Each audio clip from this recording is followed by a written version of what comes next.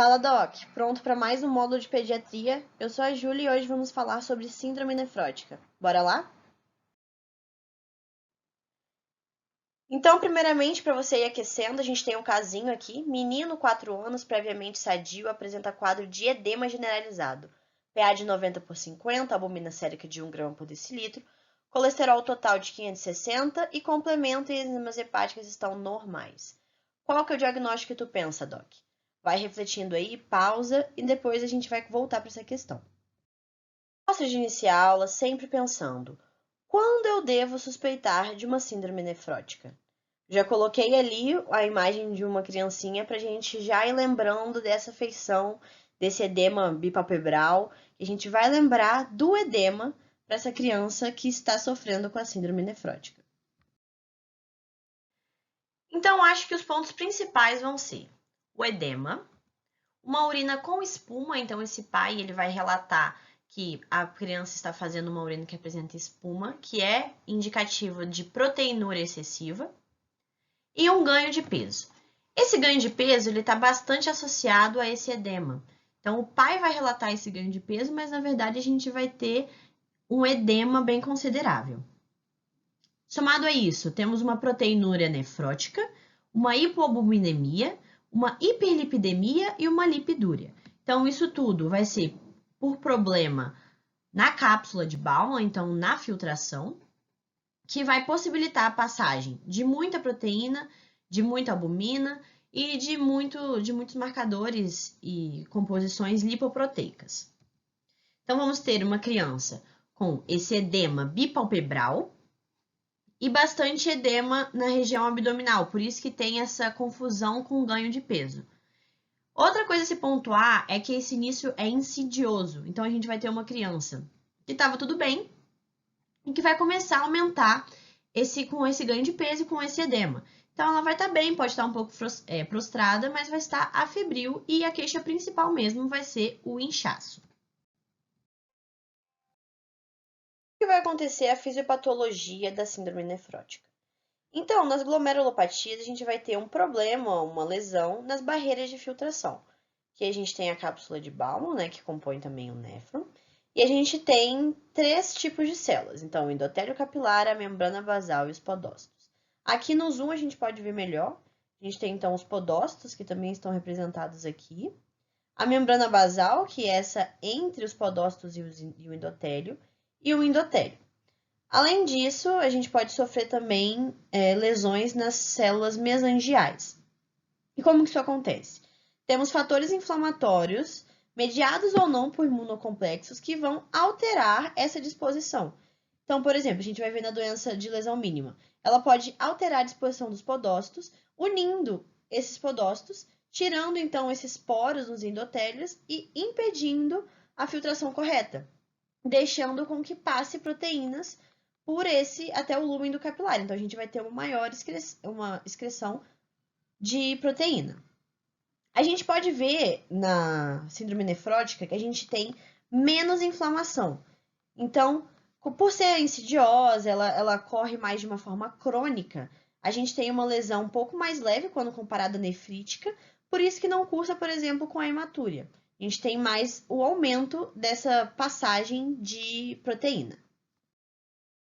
Com lesões em podócitos, membrana basal e endotélio, a gente tem a passagem exacerbada de proteínas. Dentre elas, a gente tem então a excreção de albumina, da poliproteína B, que é uma lipoproteína, né, de baixa densidade, da antitrombina 3, que vai atuar nas questões da coagulação, e das imunoglobulinas, IgGs. Então, a gente vai ter a excreção exagerada de proteína, que vai alterar toda a pressão oncótica e causar o edema, da ApoB, né, que vai alterar também a questão da concentração de lipoproteína, então colesterol e etc.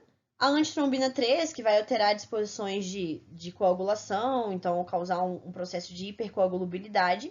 E a IgG, que são as imunoglobulinas, e você vai ter uma maior propensão de infecções. Então, a partir de uma lesão renal primária ou secundária, que vamos conversar adiante, podemos sofrer com a proteinúria nefrótica.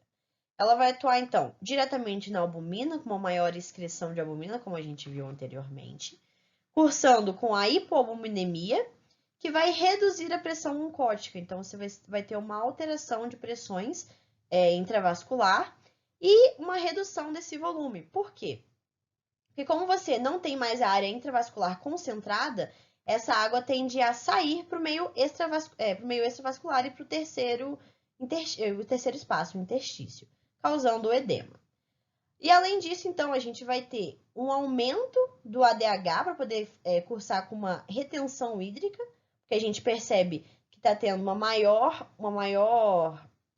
volume intravascular, e também ativação do sistema renina-angiotensina-aldosterona, que vai cursar com a retenção hidrossalina e aumentando também esse edema. Além disso, a proteinúria, ela pode cursar com desnutrição, porque pela redução dessa proteína a gente tem um catabolismo muscular, que acaba com a desnutrição, e a desnutrição está totalmente associada à infecção. E como eu tinha comentado com vocês, a perda de imunoglobulinas e do complemento nessa lesão dos néfrons e da cápsula pode cursar com infecção também, que é um dos maiores problemas da síndrome nefrótica. Além disso, vamos ter um aumento na síntese hepática de proteínas, e essa síntese ela também vem associada a lipoproteínas. Então, a gente tem um aumento dessas lipoproteínas cursando com dislipidemia e também com lipidúria. Além disso, a gente tem a perda de fatores inibidores da coagulação e a estase venosa, cursando com a hipercoagulabilidade. Tinha comentado com vocês que a gente tem a antitrombina 3 sendo excretada também em maiores fatores. Nesse quadro, a gente tem uma relação etiológica da síndrome nefrótica, podendo ser primária ou secundária. Na primária, a gente tem a doença de lesões mínimas, que vai ser bem destacada porque é a mais prevalente em crianças. A GESF, glomerulosclerose segmentar e focal, que também pode acometer crianças, adultos jovens, mas acontece mais em adultos. A glomerulopatia membranosa e a glomerulonefrite membranoproliferativa. Essas vão ser mais destacadas em um próximo slide.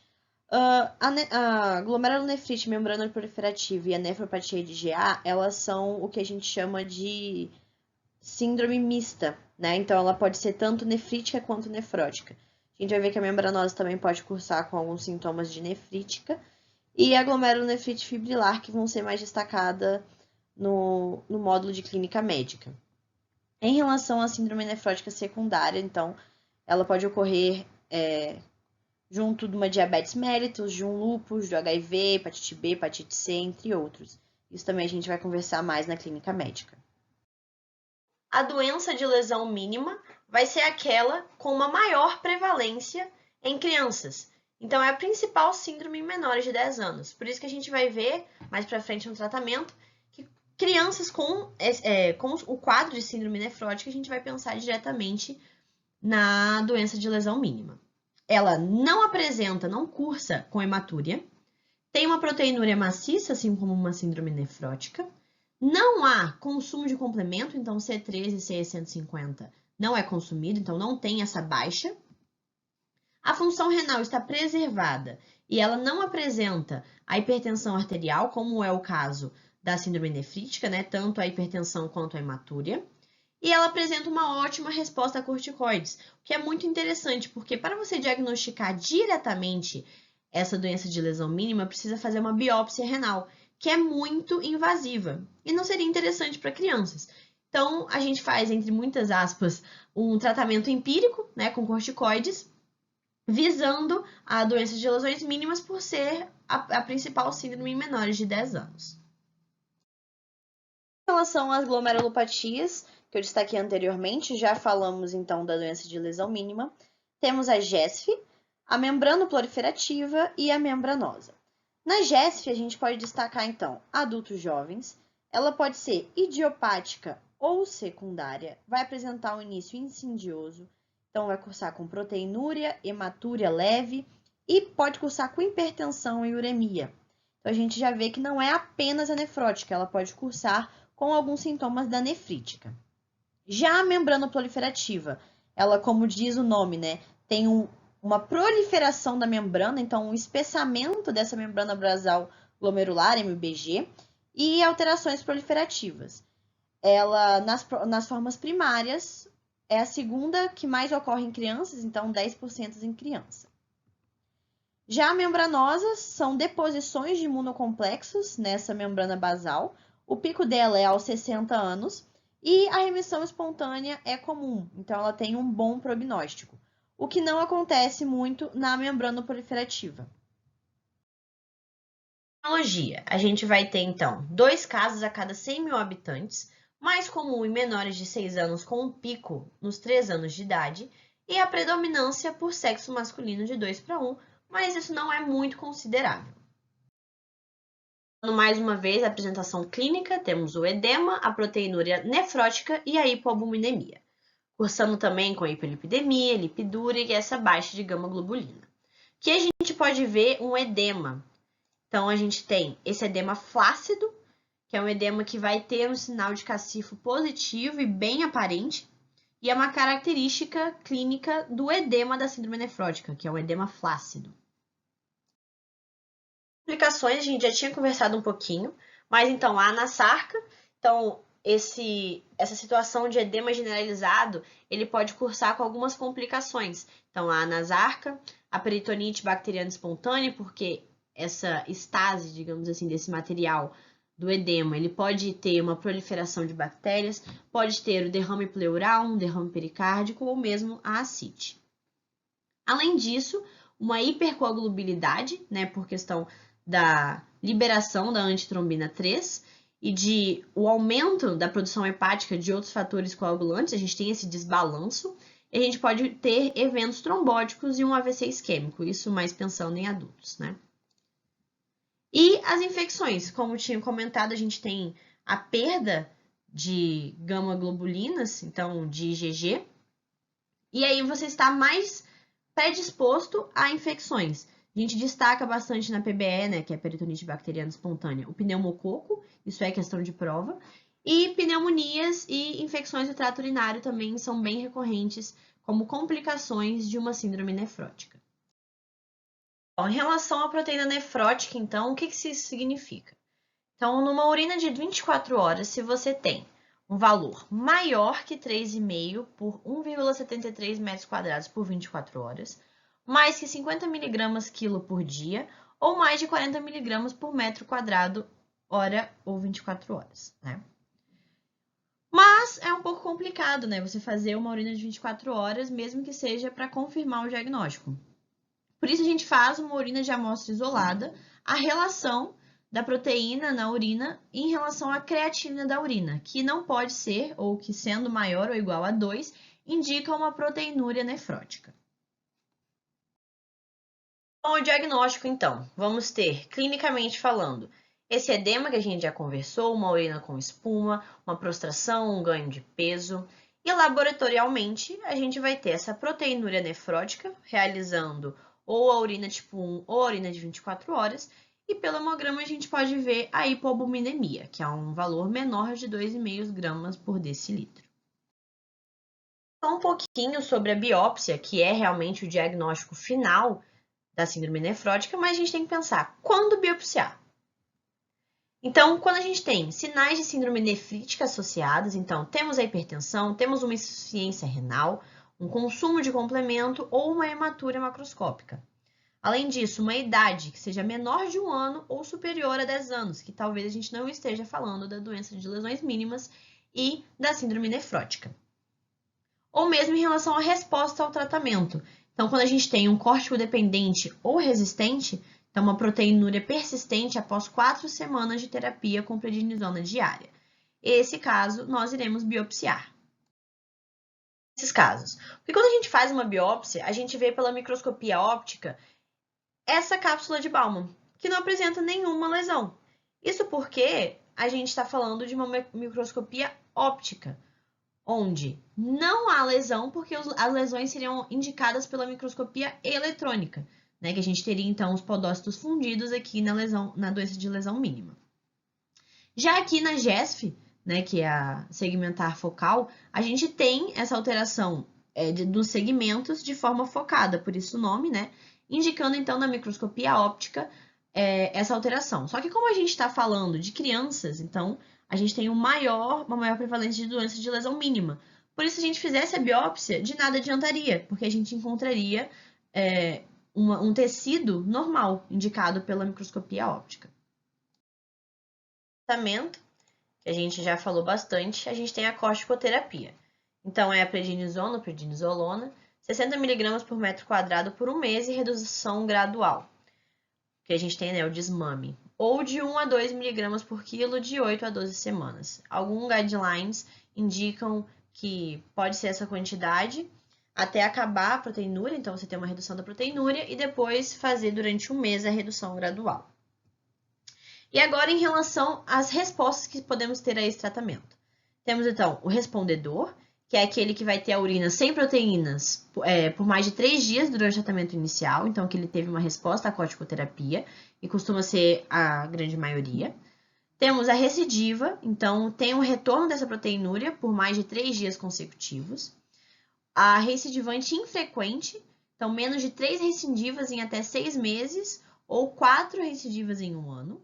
O córtico dependente, que tem a recorrência na fase de desmame ou 2 semanas após o fim do tratamento. Ou seja, ele é dependente do corticoide para poder ter essa redução da proteína na urina, a proteinúria, né? E o córtico resistente, que é falência-resposta com prednisona ou após 4 semanas de tratamento na recidiva. Então, ele não tem uma boa resposta ao tratamento. No caso do paciente com a doença recidivante, a gente lança mão de outros medicamentos. Esse aqui é um guideline específico, isso aí vai ser de acordo com o local que está trabalhando. Mas então a gente pode usar a ciclosporina, o mecofenato de mofetila e a ciclofosfamida. Então, de diferentes formas, mas isso aí vai ser específico de cada local. Enfim, temos a nossa resposta da nossa questão. Então, vamos lembrar, aquele menininho de 4 anos que está dentro da nossa idade, né, da síndrome nefrótica, com pico de 3 anos, então 4 anos bem próximo. Ele é previamente sadio, então estava tudo bem com ele, e apresentou esse edema generalizado, como eu tinha falado, de forma insidiosa. A PA dele está de 90 por 50, então é uma PA baixinha, pode ser normal dele, mas ele não está cursando como hipertensão, como é o caso da gente pensaria para uma síndrome nefrítica ou pensaria numa situação mais complicada como a síndrome nefrótica associada à síndrome nefrítica. A albumina sérica dele está pequena, baixa, né, de 1 grama por decilitro. Um colesterol total 560 elevado e os níveis de complemento em enzimas hepáticas estão normais, que é o esperado de uma síndrome nefrótica. Então, a gente está falando de uma síndrome nefrótica, certo? Tinha comentado com vocês que essas são mais prevalentes em adultos. A gente tem a pós-streptocócica, que a gente vai conversar na síndrome nefrítica. Mesma coisa da membrana proliferativa. Então, a resposta certa, com bastante acertos, glomerulonefrite de lesões mínimas, que a gente cansou de falar nessa aula. Então, não se esqueça disso, Doc. É uma imagem que está junto dessa questão, por isso que é bem importante a gente ver a resposta do comentador lá no site, porque ela acrescenta em muito. Então, se você esquecer de tudo, lembrar dessa questãozinha aqui. Como eu tinha comentado com vocês, na doença de lesão mínima, a gente tem uma obliteração do processo podal. Então, vocês estão vendo que eles estão bem juntinhos, então não tem aquela divisão bonitinha que a gente esperava dos podócitos, impossibilitando a filtração correta.